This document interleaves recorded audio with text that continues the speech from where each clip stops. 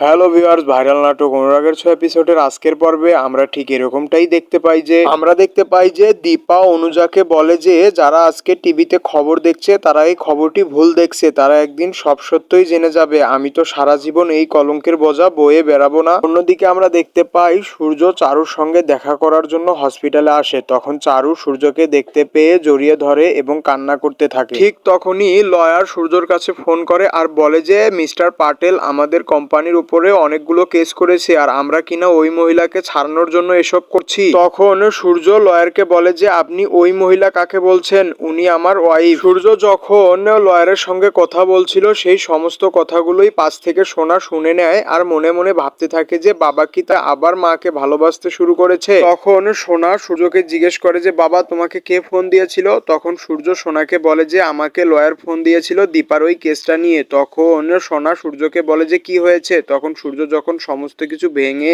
সোনাকে বলে তখন সোনা আশ্চর্য কান্না করতে থাকে। তারপর সোনা সূর্যকে বলে যে আমার মা যাই হোক কিন্তু সে কখনোই চুরি করতে পারে না। সো ভিউয়ার্স, এই ছিল আজকের ভাইরাল নাটক অনুরাগের ৬ এপিসোডের মূল পর্ব। এই নাটকের নতুন নতুন পর্বগুলো পেতে আমাদের চ্যানেলটিকে অবশ্যই সাবস্ক্রাইব করে এবং একটি লাইক দিয়ে আমাদের পাশে থাকবেন। ধন্যবাদ।